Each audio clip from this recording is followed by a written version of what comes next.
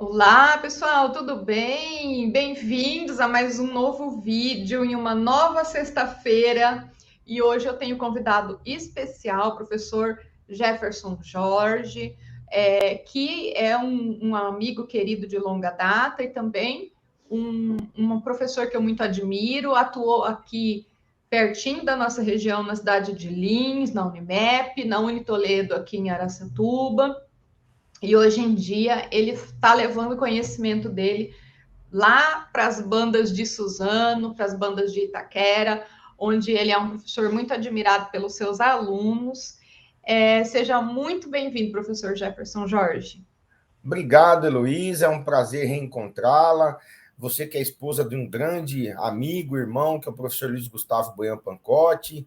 E é uma alegria muito grande estar com vocês aqui para a gente fazer aí um bate-papo, para a gente conversar um pouco, para a gente levar um pouco aí de conhecimento para as pessoas, né? E aí, dessa forma, a gente vai auxiliando as pessoas, atirando as suas dúvidas sobre direito previdenciário e sobre os assuntos de relevância aí para a nossa sociedade. Então, o professor Jefferson tem uma característica muito específica que ele reside hoje num lugar que tem muita população idosa, né? Que é ali na região do Riacho Doce, né, professor Jefferson?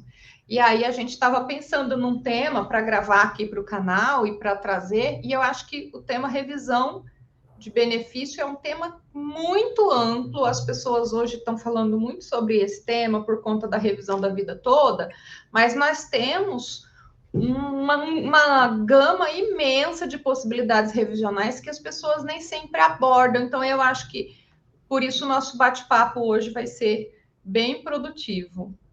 É, Então, vamos lá. aqui em São Bernardo, né, Lu?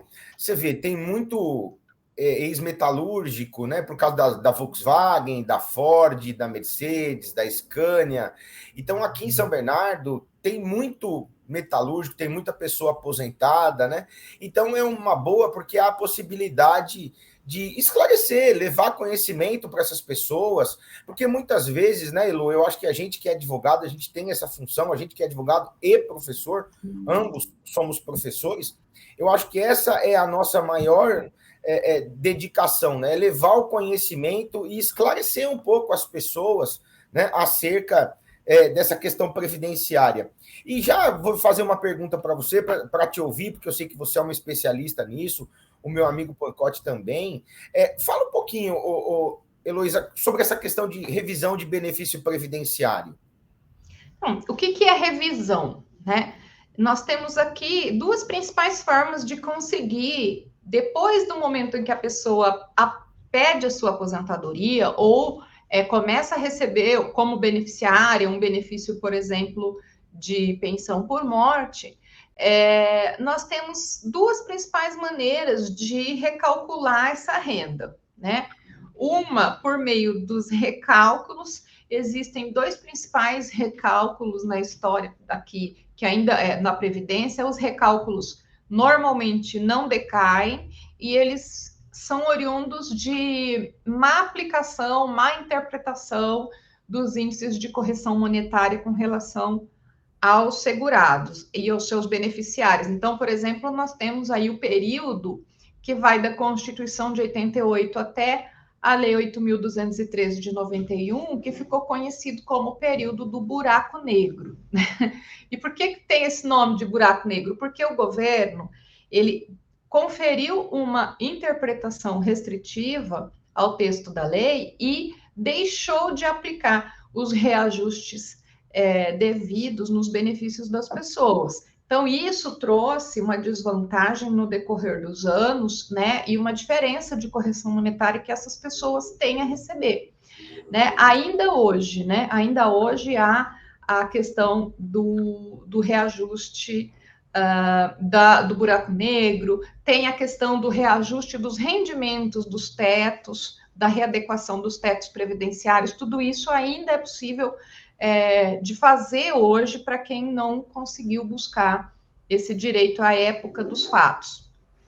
E aí tem as revisões. As revisões têm características muito particulares, porque elas vão decorrer de erro na interpretação da lei que calculava os benefícios é diferente de erro na aplicação de índices de correção monetária. São formas de cálculo que foram feitas equivocadamente, ou também por erro na análise da concessão do benefício.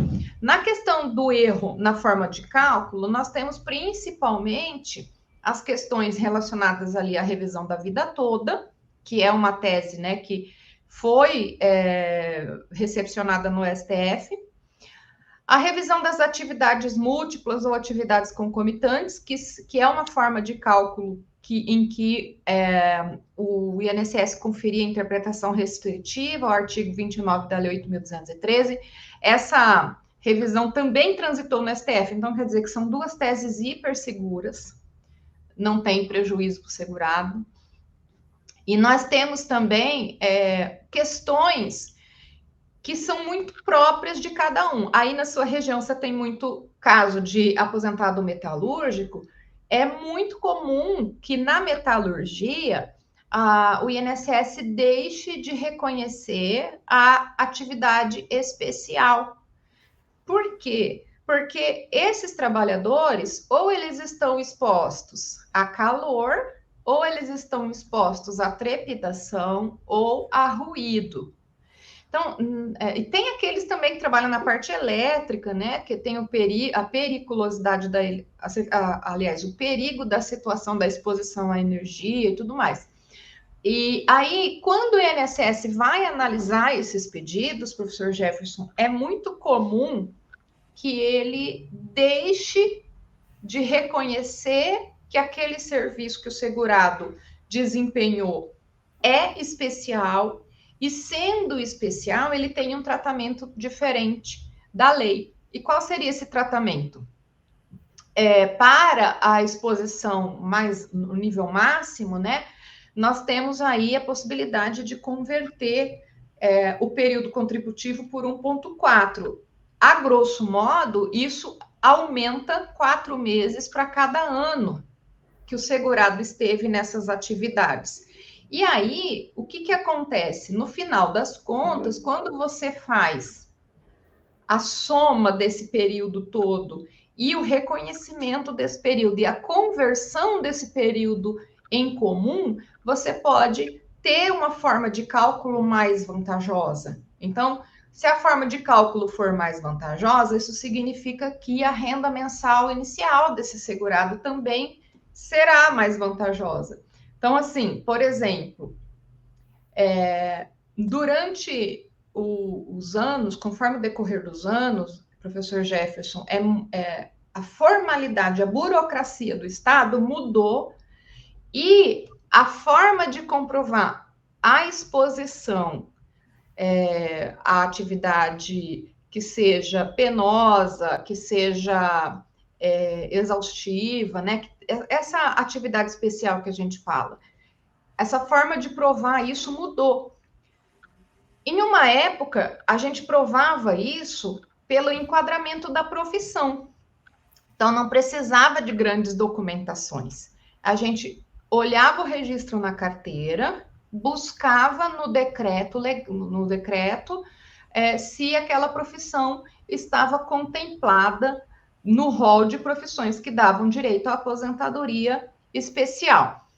Depois, a norma foi alterada e até ali em 1997 a gente conseguia fazer a prova pela exposição aos agentes nocivos, porque tinha ali um rol de exposição que era diferente do enquadramento por categoria, agora passou a ser o enquadramento por exposição a agentes nocivos. Então, você pressupunha que um médico estivesse, no exercício da sua profissão, expostas a agentes biológicos que justificam aí a norma mais benéfica para o cálculo da aposentadoria. Depois, o Estado a norma passou a exigir documentos. E aí que a vida do segurado passou a complicar demais, porque esses documentos, eles têm requisitos próprios para preenchimento. E no âmbito do INSS, quando esses requisitos não estão preenchidos da forma como as instruções normativas determinam, a tendência é o INSS negar o reconhecimento da atividade especial, e aí, no total, né, o segurado vai acabar computando menos tempo de contribuição do que ele teria, em tese, o direito de computar. Teve casos aqui, por exemplo, que o cliente passou da regra do fator previdenciário para a regra dos pontos com o reconhecimento de um período especial. Então, a regra dos pontos não tem aplicação em incidência do fator, e isso fez com que ele recebesse 100% da média, por exemplo. O que acabou sendo mais benéfico para o segurado, né, Luísa? Isso, porque aumenta a renda. Agora, é muito complicado, professor Jefferson, falar dessas questões muito técnicas e exigir que o segurado conheça tudo isso, né? Porque, por exemplo, a documentação, o que é uma documentação hábil a comprovar uma exposição? LTCAT, SB40, PPP, agora o PPP é digital. Então, o PPP tem inúmeros campos. Cada campo precisa estar preenchido da maneira correta. Então, pequenos detalhes que passam longe. Eu já peguei muita gente que chegou aqui no escritório e falou assim: o INSS não reconheceu minha atividade especial. Quando eu fui olhar o PPP que a empresa entregou para o segurado enviar até o INSS, não tinha responsável técnico pela coleta dos dados ambientais. A metodologia que estava anotada para a aferição da exposição ao risco era inadequada, e por aí em diante. Então, é extremamente complexo. Então, toda pessoa que já pediu reconhecimento de tempo especial no INSS, essa pessoa, em tese, deveria verificar se todo o período que ela pediu foi concedido, porque existem muitas chances de que isso não tenha ocorrido e ela tenha sido prejudicada na forma de cálculo.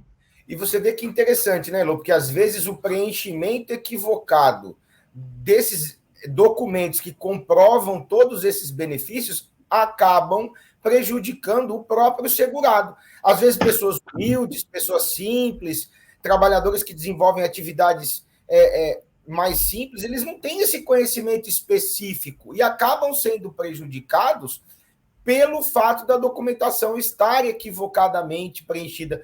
Por isso a importância de sempre procurar um profissional que tenha um bom conhecimento nessa área previdenciária, né, Lu? Com certeza. Por exemplo, nós somos, além de professores e advogados, né? Então, é bom dizer o seguinte, que o direito, ele é complexo por natureza, né? E as regras, né, mudam muito, elas alteram o tempo todo.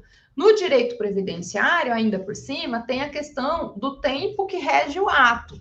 Então, a norma aplicável era aquela que estava em vigor no momento da aquisição do direito àquele benefício. Então, por exemplo, você pega um profissional recém-formado, pode ser que ele não tenha todo o conhecimento necessário dessas normas, né, no decorrer de todo o contrato de trabalho desse segurado, por exemplo, para ter conhecimento de toda essa dinâmica que rege a concessão e a verificação dos requisitos da exposição aos agentes insalubres. Isso aí é só um caso, né? Nós podemos falar também das atividades múltiplas ou atividades concomitantes, que é uma revisão que eu vejo pouca gente procurar, mas é uma das revisões mais lucrativas. E essa revisão, ao contrário da revisão da vida toda que o INSS está até agora esperneando no STF, para deixar de cumprir a decisão, né, de procedência, a revisão da vida toda transitou em julgado, passou batido. E é uma revisão que muita gente se encaixa. Por quê? Porque antes, o INSS fazia o seguinte tratamento com relação às pessoas que tinham mais de uma atividade ao mesmo tempo, e recolhia nessas atividades para a Previdência. Então, por exemplo, enfermeiro que trabalha vários turnos, porteiro de prédio que trabalha vários turnos, pessoal de serviço de limpeza que trabalha em turno, gente ligada especificamente à A prestação segurança privada, né, Elo? de Também segurança trabalha em turno. patrimonial. Segurança patrimonial tem a história da arma, do uso de arma e das atividades ligadas à vigilância, e também tem a história das atividades múltiplas. Todo mundo que presta, ou os prestadores de serviço, e aí eu incluo contadores, até mesmo advogados, e todos aqueles que trabalham mediante pagamento por meio de requisição de pagamento autônomo, essas pessoas tiveram um tratamento prejudicial das suas contribuições. Por quê? Porque antes da MP 871, que depois foi convertida em lei, nós tivemos, o INSS fazia o seguinte, ele pegava a atividade mais longa que o segurado, no momento da aposentadoria, ele pegava a atividade mais longa que o segurado tivesse na carteira, ou como contribuinte individual, considerava aquela atividade a principal. E as demais atividades que geravam recolhimentos para o INSS tratava como recolhimento secundário. Os recolhimentos secundários, eles não eram somados aos recolhimentos principais. Eles eram, antes de somar ao recolhimento principal, se fazia uma média do tempo contribuído dividido pelo tempo necessário para o benefício. Então, incorporavam centavos. No final das contas, esses recolhimentos, eles foram... não existe palavra mais bonita para isso, mas esses recolhimentos, eles foram confiscados pelo Estado. Por quê? Porque você pagou uma totalidade. Você não pode incorporar no seu patrimônio previdenciário apenas uma fração daquele número. E era isso que o INSS fazia. Então, olha quanta gente que aposentou ganhando menos do que deveria, porque o Estado tratou errado. A partir da MP 871 de 2019, que depois foi convertida em lei, o INSS mudou o tratamento das contribuições secundárias, até porque eles visualizaram que a revisão ia ser julgada procedente, né? Então, eles passaram a somar essas contribuições. Mas a maioria das pessoas que se aposentou aí para meados de 2019 teve um prejuízo absurdo se ela recolhia por mais de uma fonte para a Previdência. E tem outra coisa. Contra essas pessoas tem o prazo decadencial, que então elas precisam correr atrás de verificar se elas se encaixariam em tese, né? Porque essa revisão, depois, quando a gente tem o que a gente fala assim, a grosso modo, e para todo mundo entender, a decadência seria a perda do direito de revisar esse benefício. No caso aqui que a gente está tratando da revisão do benefício. Por quê? Pode falar, Jefferson. Uma coisa que a gente vê também, as pessoas perguntando, e isso eu já vi até no cotidiano, você conversando com algumas pessoas aqui de São Bernardo, eles perguntam assim, como é esse assunto de revisão? Eles falam, mas toda revisão é segura? Você pode rever todo o benefício? Você tem que tomar cuidado para entrar com alguma revisão? Aproveitando, Elo, eu queria que você já esclarecesse esse ponto, porque é interessante para quem nos ouve saber como é que funciona especificamente essa questão de revisão de benefícios.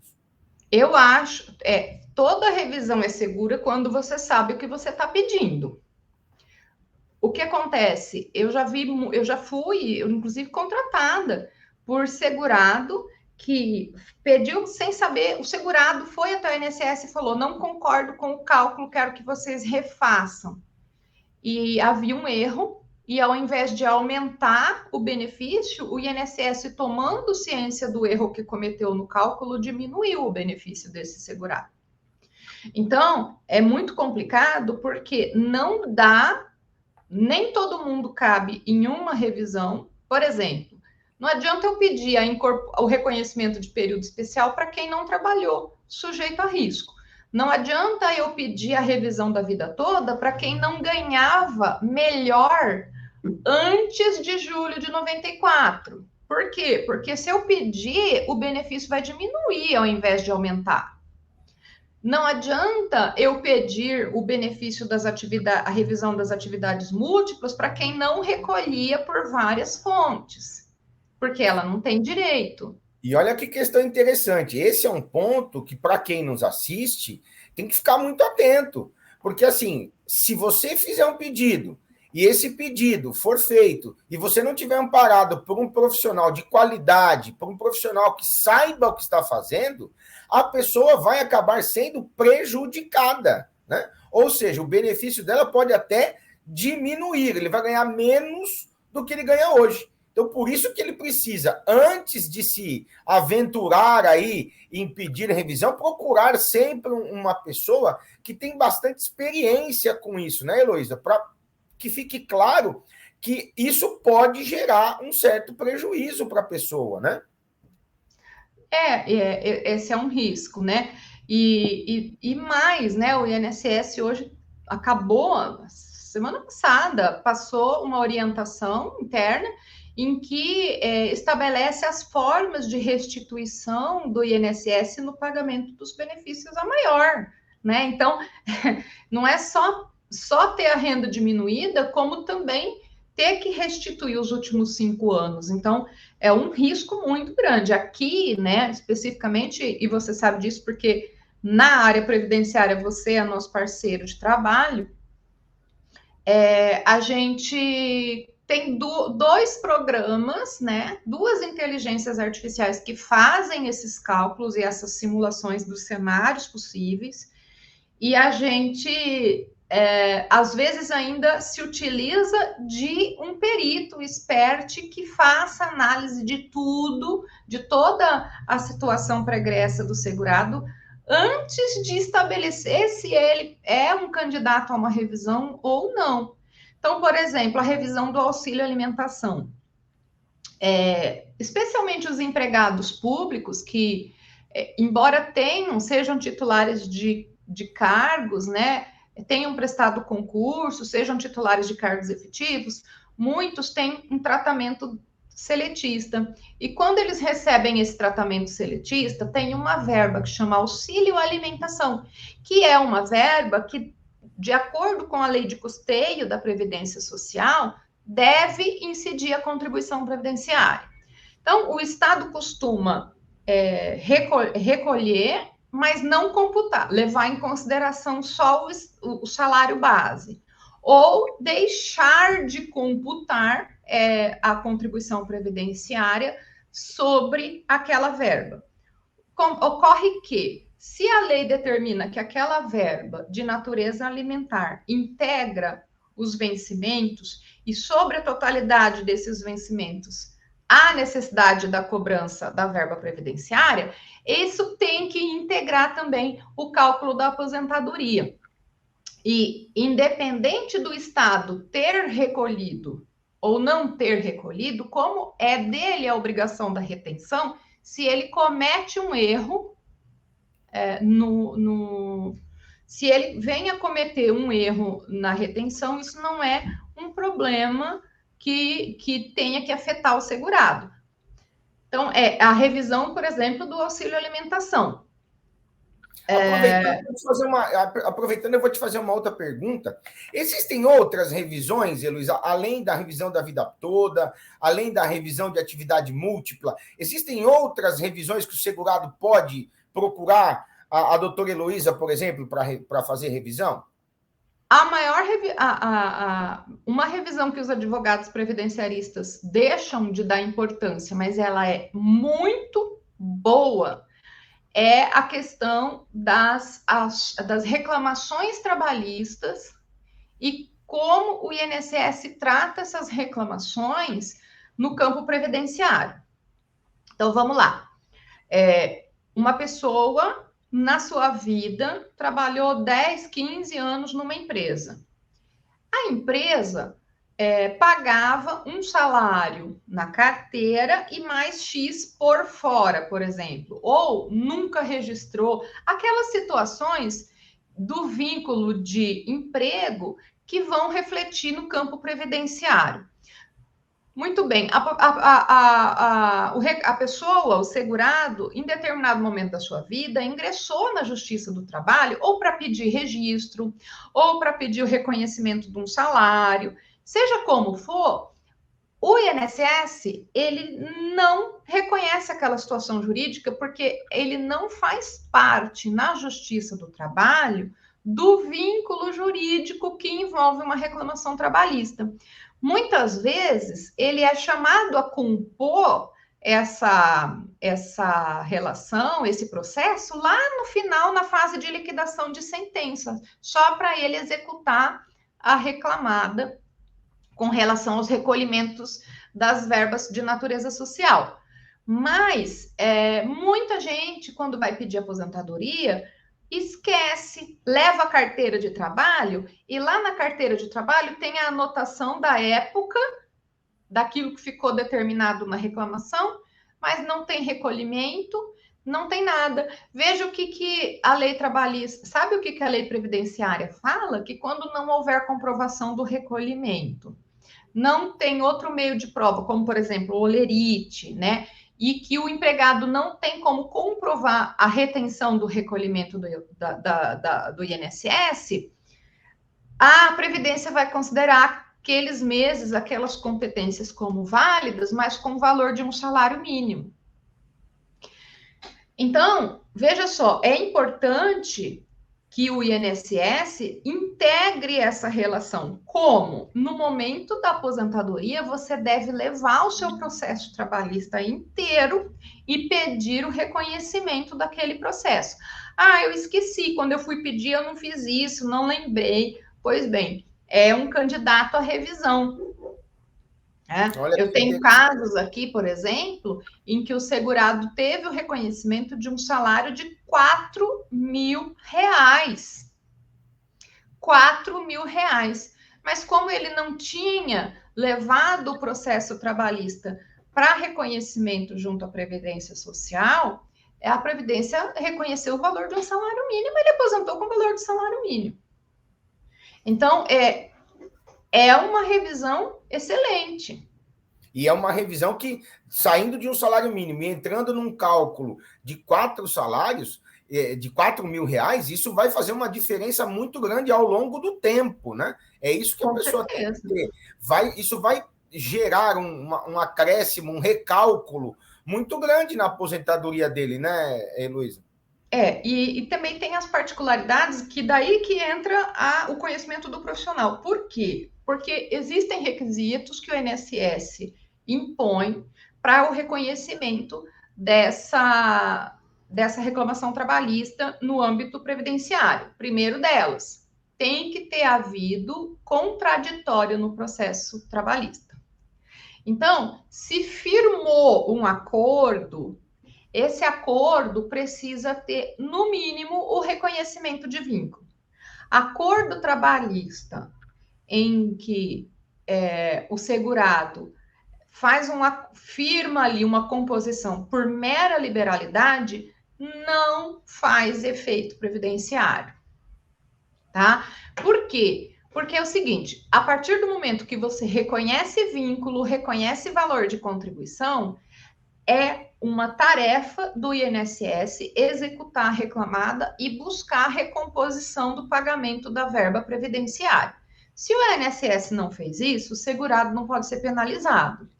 Agora, se o segurado faz uma composição, não junta prova, faz uma composição por mera liberalidade sem o reconhecimento de vínculo, tampouco o INSS vai reconhecer, por exemplo.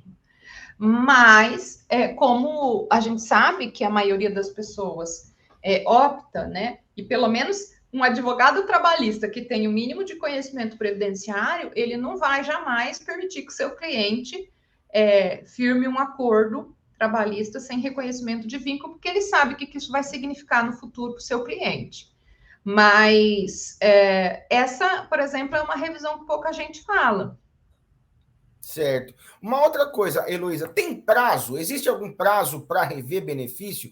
E depois eu queria conversar com você também um pouquinho de funcionário público. Mas vamos nessa aqui. Existe algum prazo para revisionar benefício? Para fazer uma revisão de benefício? o prazo decadencial é de 10 anos. O que significa esses 10 anos? Então, você é 10 anos a partir de quando? Isso é importante. É 10 anos a partir do pagamento do mês seguinte ao pagamento do primeiro benefício. Tem exceção? Essa regra tem exceção? Tem exceção. Quando você pede revisão, esse prazo, ou no INSS ou na Justiça, esse prazo ele reinicia a partir da decisão do pedido que você fez. Se você pediu no INSS, ele passa a contar a partir da decisão da revisão. Ah, você fez na Justiça a partir da intimação da decisão do trânsito em julgado da revisão que você já pediu na Justiça. Ah, eu já pedi revisão, não deu certo. Posso pedir de novo? Se não teve o efeito da decadência, pode sim, desde que o assunto seja novo, né? Que não tenha ocorrido trânsito em julgado, você pode, que não tenha ocorrido o efeito da coisa julgada naquele processo, você pode sim promover quantas revisões couberem dentro daquele período decadencial, desde que você também oponha, né, argumentos diferentes. Então, acho importante dizer isso, porque tem gente, e tem muito advogado previdenciarista que faz isso, quando tá para dar os 10 anos, ele vai e faz um pedido no INSS de revisão, ainda que genérico. Então, esse prazo reinicia. Por quê? Porque a pessoa não vai ter sobre o seu benefício o efeito da decadência. E isso é muito importante. Agora, com relação à retroação, né? A prescrição, quando você pede uma revisão, você tem direito a retroagir os últimos 5 anos, né? E mais o tempo que essa demanda permanecer em discussão, tanto no administrativo quanto no previdenciário.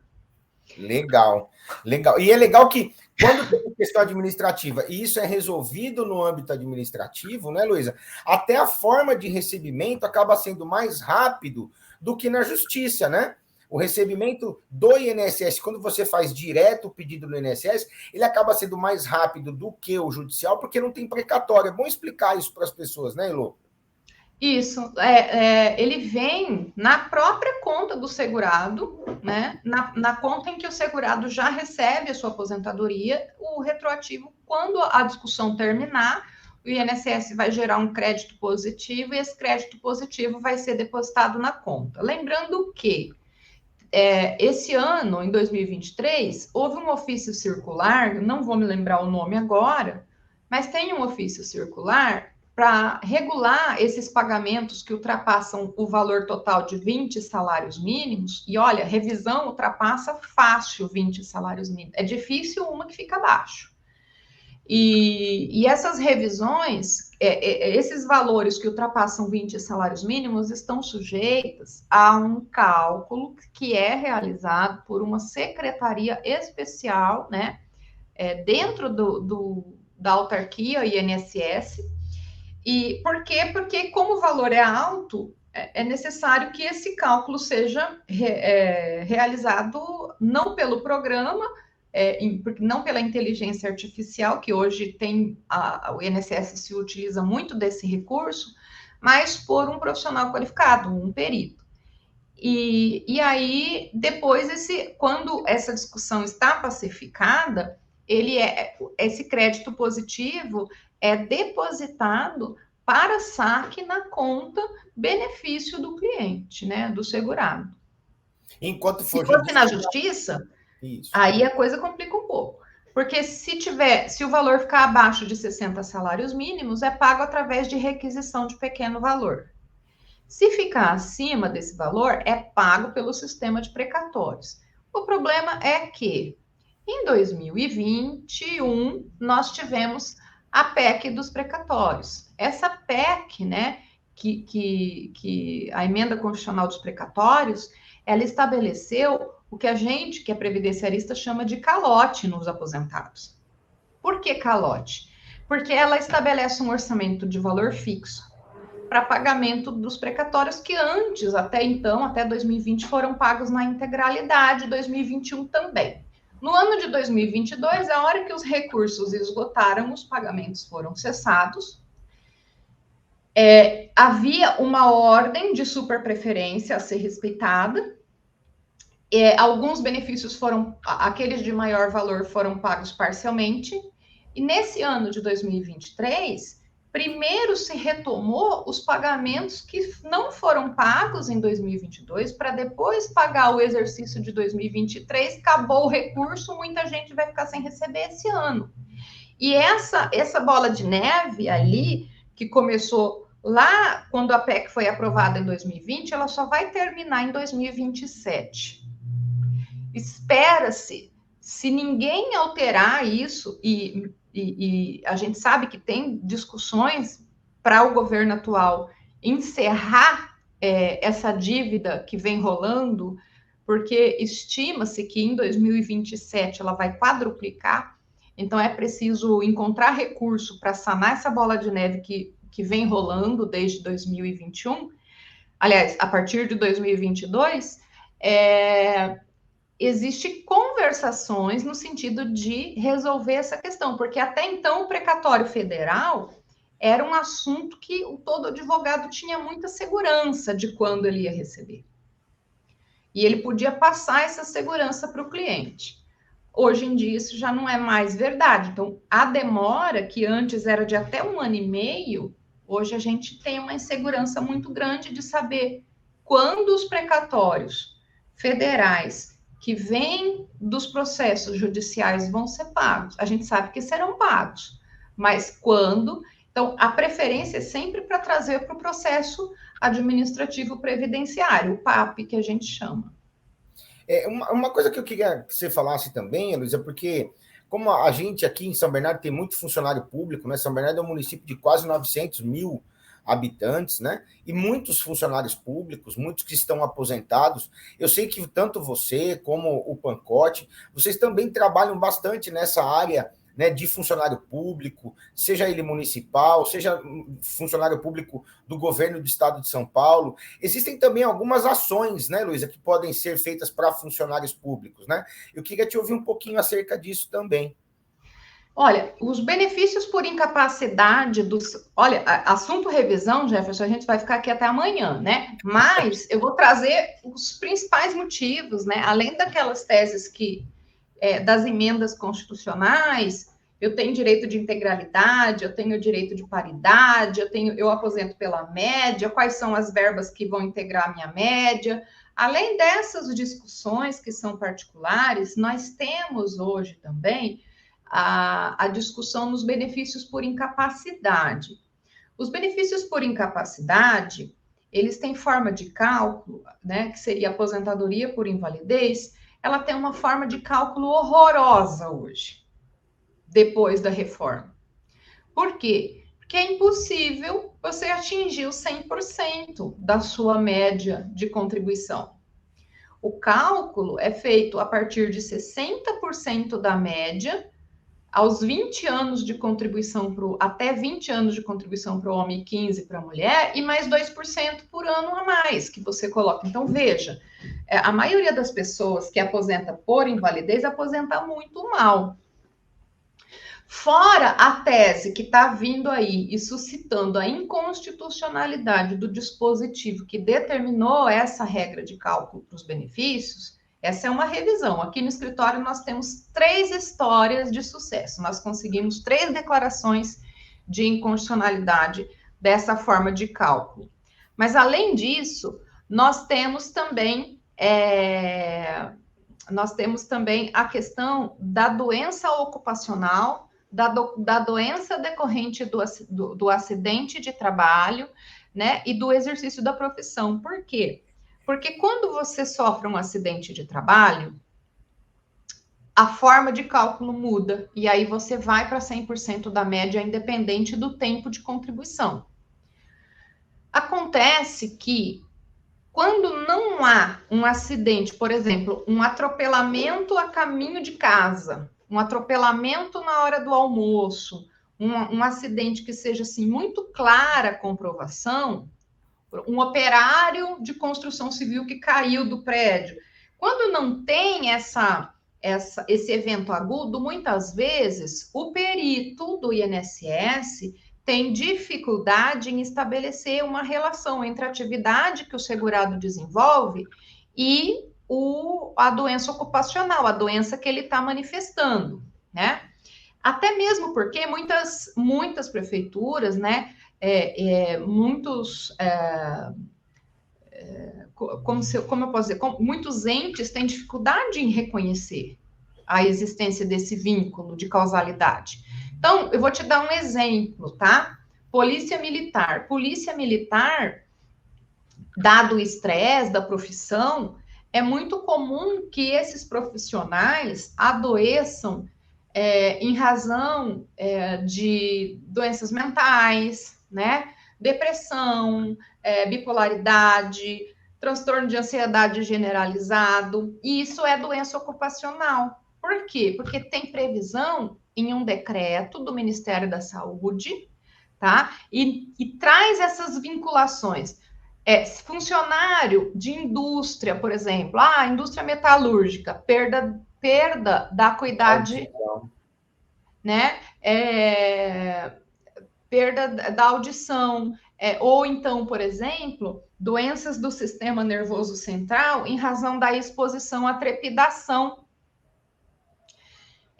Então, existem muitas doenças que constam do rol e fica muito claro que as empresas ou até mesmo os entes, né, o Estado, os municípios, não fazem essa correlação no momento da aposentadoria e o cálculo sai prejudicado, porque a renda sai como de um benefício por incapacidade previdenciário, quando deveria ser calculado como um benefício por incapacidade acidentário.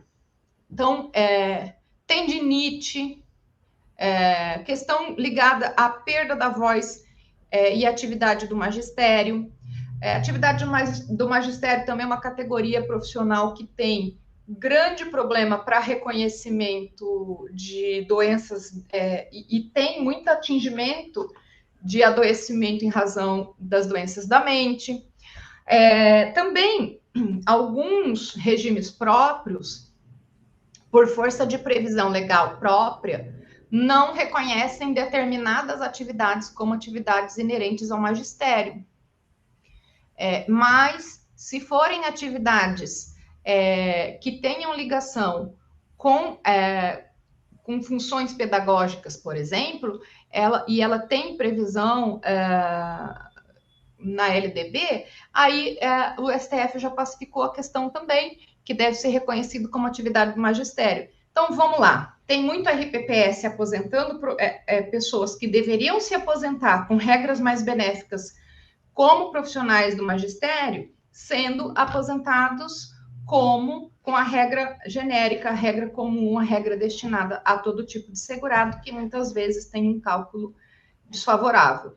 Então, olha quanta coisa nós falamos hoje sobre revisão. Né? Verdade, e é interessante, porque isso vai esclarecendo as pessoas e surgindo outros pontos que, porventura, a gente não consiga conversar aqui, que eles procurem, né, o seu escritório, que procurem você, porque você e o Pancotti são pessoas maravilhosas e têm um profundo conhecimento nisso. Possa também procurar você, todos os advogados que estão nos assistindo e que são formados, né, porque esse bate-papo entre os profissionais é o que vai trazer para a gente a possibilidade de crescer sempre, né? Isso. Uma coisa também, Heloísa, que eu sei que você é profunda conhecedora, você passa uma vida de estudos, né? Foi a sua tese de mestrado, está sendo a sua tese de doutorado, é a questão do gênero, né? E dos benefícios previdenciários. Fala um pouquinho como é que anda esse estudo, em que pé que anda isso no Supremo Tribunal Federal, como é que andam as nossas leis com relação a isso. É sempre bom te ouvir falar de um assunto tão importante como esse. Pessoas trans podem ter direito à revisão de benefício, por exemplo. Por quê? Já tem jurisprudência, né, aqui e acolá, de pessoas que não tiveram a sua identidade de gênero reconhecida no momento do pedido da aposentadoria. Então, um homem tem uma regra para aposentadoria, uma mulher tem outra regra. Então, essa pessoa que se reconhece como uma mulher trans, quando ela vai ao INSS fazer o seu pedido de benefício, o INSS não a considera uma mulher trans, a considera um homem cisgênero, e aplica a regra masculina. Né? Então, se isso aconteceu, eu já tenho... Agora, deixa eu até fazer uma propaganda nesse livro aqui, que eu acabou de entrar para a 3ª edição. Já tem jurisprudência, né, determinando o recálculo desse benefício para o reconhecimento da identidade de gênero que o segurado apresentou perante o INSS.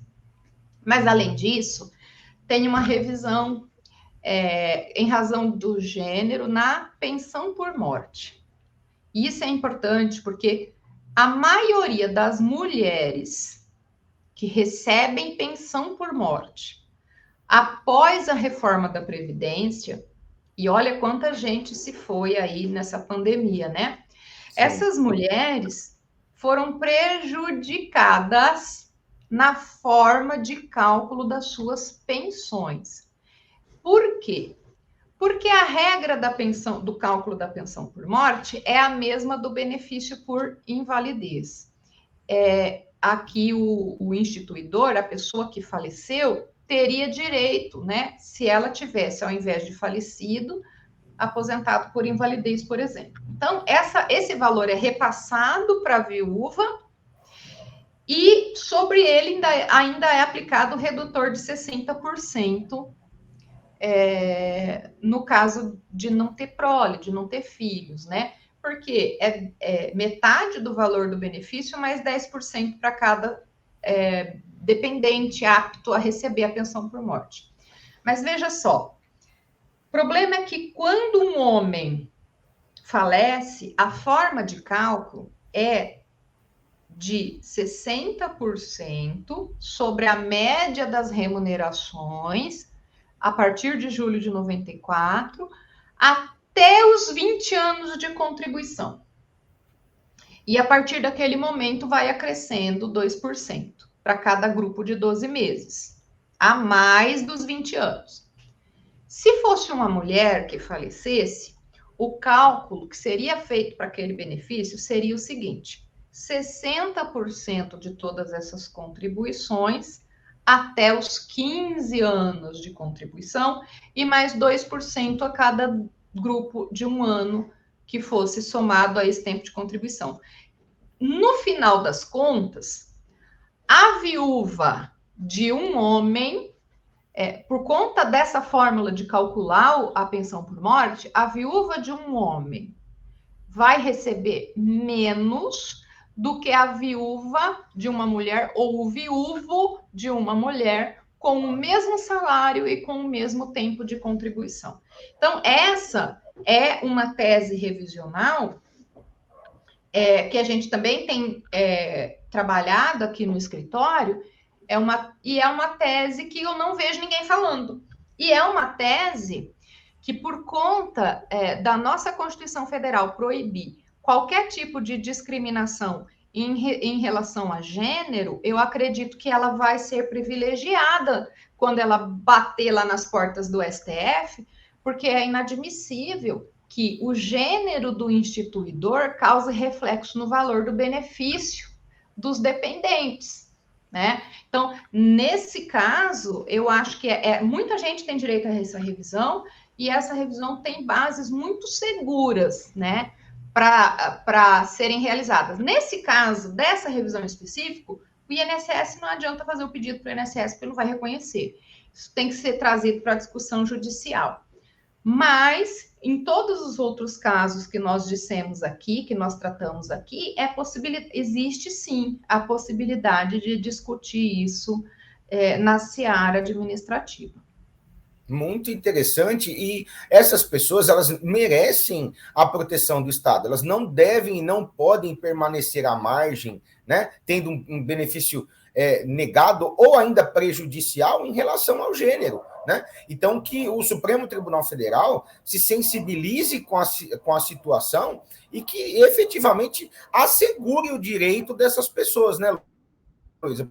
porque elas merecem essa proteção sem qualquer tipo de discriminação, não é? Com certeza. Então, nesse caso, a regra que foi estabelecida lá na emenda constitucional, e tem uma coisa, né?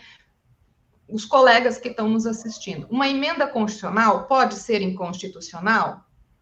Claro que sim. Por quê? Porque ela é objeto do poder constituinte derivado e não do originário. Né? Então, tudo aquilo que não está no texto original da Constituição, que não é uma cláusula pétrea, ela está sujeita à revisão, sim, senhor. E nesse caso da emenda constitucional 103, que é a reforma da Previdência, vários dispositivos eles estão sendo discutidos quanto a essa constitucionalidade ou não. E a questão da fórmula de cálculo, da forma de cálculo da aposentadoria por invalidez, que hoje a gente chama de benefício por incapacidade permanente, é uma delas. A outra é a questão do redutor da pensão da viúva. Outra discussão é do redutor dos 60% e também da acumulação dos benefícios. Hoje não se pode mais acumular benefícios integralmente. Né? Isso também é objeto de discussão. A idade mínima para aposentadoria especial está sendo objeto de discussão quanto à constitucionalidade, e agora também essa revisão em razão do gênero do instituidor. Então, tudo isso são novas teses que estão sendo trazidas e são discussões que, inevitavelmente, vão dizer respeito a muita gente, né? Por isso, e assim, tendo em vista o que nós já discutimos aqui sobre prazo decadencial e prazo prescricional, a pessoa não pode demorar muito para buscar esse direito. Por quê? Porque ela vai acabar perdendo parte do dinheiro se ela demorar muito, porque ela só tem direito a retroagir os últimos 5 anos.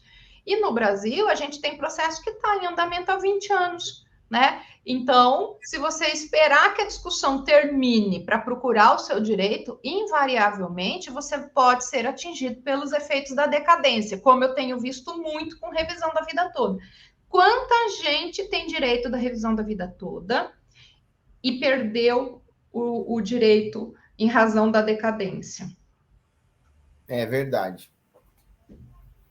Eu acho que para as pessoas, né, Luísa, ficou bastante claro, assim, sobre as normas mais básicas de revisão, sobre os tipos de revisão, sobre a possibilidade de rever, mas eu acho que o que ficou mais claro é a importância de sempre, e principalmente essa questão da pessoa poder ser prejudicada, né? Se ela não tiver bem assessorada, ela pode pedir equivocadamente uma revisão, e isso pode até diminuir o vencimento da pessoa. Então, essa é um ponto fulcral aqui na nossa conversa, para que a pessoa, se ela tiver dúvida, que ela procure um profissional habilitado, um profissional que tenha conhecimento nessa área específica do que ele está fazendo, para não gerar nenhum tipo de surpresa desagradável no final do processo, né, Luísa?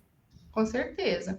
E acho, olha, eu falar por mim, né? Quando a gente tem uma dor de barriga, a gente vai procurar um gastroenterologista, a gente não vai num neurologista. Então, quando a gente tem um problema no pé, a gente vai num ortopedista, a gente não vai no gastro, e por aí afora, né? Então, é por isso que é importante que as pessoas se informem, sim, dos seus direitos e busquem ajuda especializada, seja ela qual for. Por quê? Porque o resultado pode não ficar satisfatório quando o profissional não tem atualização.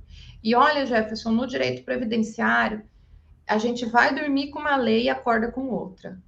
É impressionante o tanto que a lei altera no direito previdenciário. Então, eu penso, né, que a escolha correta do profissional é importante. E outra coisa que eu queria deixar aqui para o pessoal que está assistindo a gente até agora é que, se ficou alguma dúvida, se vocês aí, tem muito aluno nosso assistindo, tem muito cliente aí assistindo, tem muita gente está chegando, a gente tem amealhado cada vez mais pessoas inscritas aqui no canal. Então, a informação é a seguinte: ficou alguma dúvida? Pode deixar aqui na seção de comentários que a gente busca ou trazer o assunto num vídeo novo ou responder aqui mesmo para vocês. Aqui na descrição do vídeo tem o nosso contato, o contato do professor Jefferson também. Sigam as nossas redes sociais, isso é importante para o canal crescer. E recomende esse canal para aquela pessoa que vai se aproveitar dessa discussão que a gente está tendo agora. Então, por exemplo, eu acho que eu tenho direito à revisão da vida toda, mas eu ainda tenho dúvida. Manda esse vídeo para essa pessoa, né? Para que ela possa aqui esclarecer as suas dúvidas. Então, fica aqui o meu agradecimento, professor Jefferson. Foi uma honra e uma alegria tê-lo aqui. E a gente vai trazê-lo novamente, com toda certeza, mas aí para abordar alguma questão relacionada à prática jurídica dele aí em São Bernardo, né? Porque a gente tem essa parceria de trabalho no direito previdenciário, mas eu tenho muita curiosidade também para conhecer a sua atuação, porque o professor Jefferson, ele é um cientista do direito penal e da criminologia, do direito de família, né, do direito civil de uma maneira geral, e aí eu acho que aqui, apesar de ser um canal direcionado ao direito previdenciário, penso que também seja de suma importância, até porque direito de família e direito previdenciário andam de mãozinha dada, né? Para a gente poder estabelecer aqui também uma conversa muito legal com os nossos seguidores.